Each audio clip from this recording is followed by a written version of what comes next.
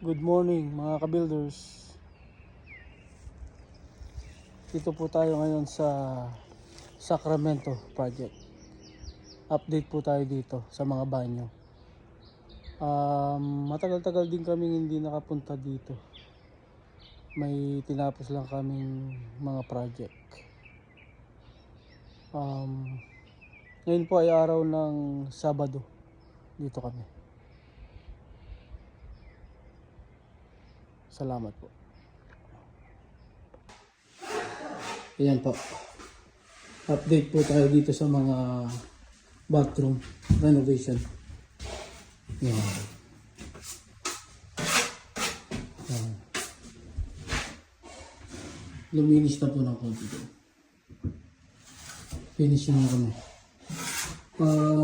Ito po ay para doon sa medicine cabinet na may ilaw.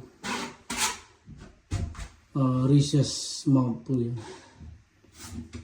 Yun baka i-suggest ko sa may-ari na alisin na yung ilaw doon kasi may ilaw na dito.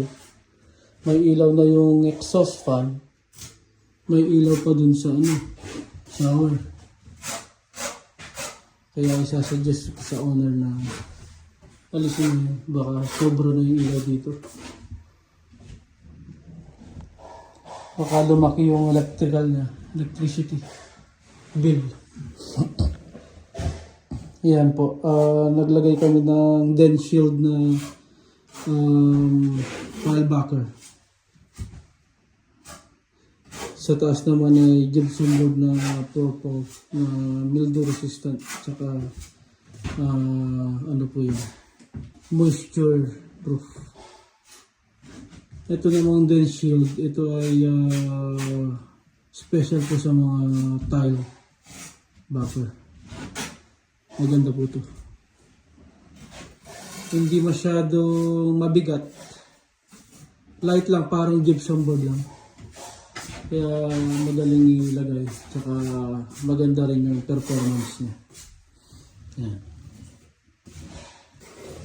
Yung po si Jerome naglalagay ng mesh tsaka tinset. Tsaka naglagay na rin siya ng silicone dyan sa gilid para sigurado walang makatakas na moisture tsaka tubig.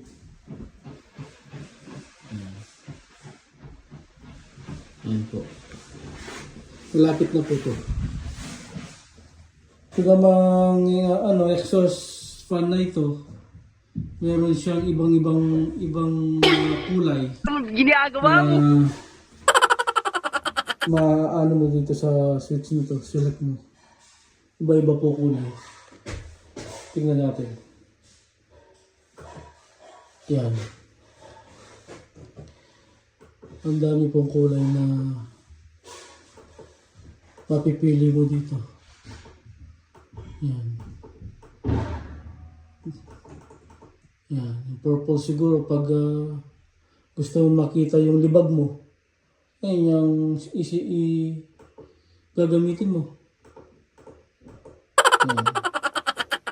Oh. Dami oh. Hindi ka matatapos dito kung sa dami ng mga kulay. Yan.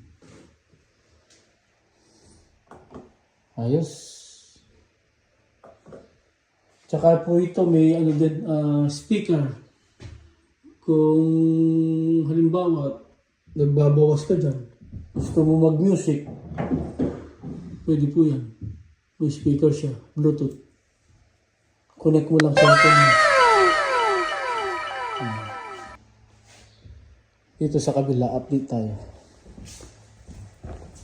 Pagmamadin po dito si Giovanni. Yan. Ito pares lang yung exhaust fan sa kabila. Kamukha nung sa kabila. Yan. Then shield din. Tsaka purple na gypsum board. Ito po palagi kong ginagamit sa mga banyo. Yan. Then shield. Maganda po quality nito. Lightweight pero maganda to. Yan. Aray ko. Pa akong madapa. Yan. Ito po, level 5 po namin yung yung wall. Yan. Tsaka yung sa kabila.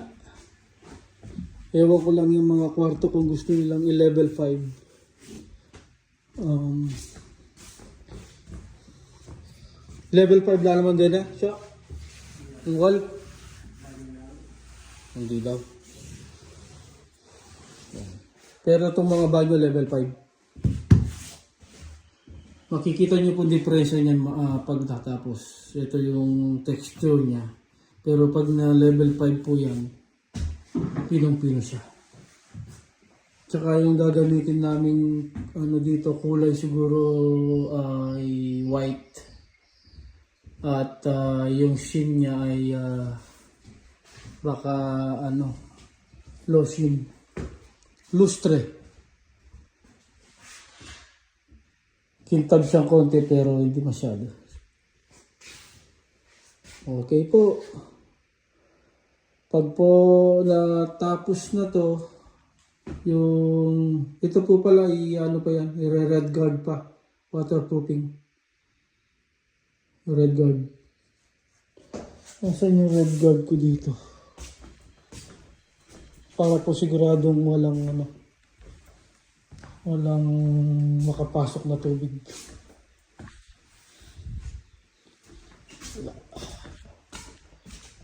Video ko po mamaya pag ina-apply na. Para pong lang yun. Parang pintura lang na ina-apply. Yan. Salamat po. Okay. Nag-red guard na po si Jerome doon. Yan. Para pintura lang. Yan po ay waterproofing. Tsaka po yan crack proof. Hindi po magka-crack. Importante po yan. American Standard, yan po yung nila. Code. American Standard Code. Ito po si nagle-level nila siya. Level 5. Yan. Uy. Sa pahid pa lang. Alam mo na. Ayan Pinong-pino na po. Ano lang po yan? One coat pa lang yan. Ha? Paano kung pangalawa pa yan? Tapos na. Ayan po. Magaling. Yung isa na red guard na yan. Red guard na ni Jerome. Yan. Maano lang po yung amoy. Strong yung amoy. Isa pang coat po yan. Every time na nagre-red guard kami na waterproofing, palagi 2 coat. Yun po yung code. Kasi po pag yung inspector, nakita yung ganyan, ang gusto-gusto po nila yung red guard na ganyan. Sigurado po kasi yung sa waterproofing, walang tatagas. Yan. 1 coat. Yan.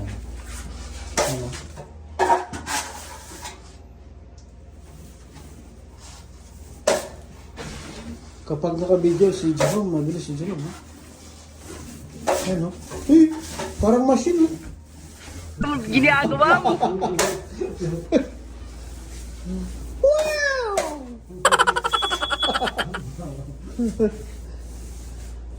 Mani, Anong size ang pinamamahid mo? Size 10. Size 10 pa lang yan. Mamaya, size 12 na yan. Dala mo ba yung 48 inches mo na, ano? Yung pahid? Yes. Okay, bye. Joke lang po yan.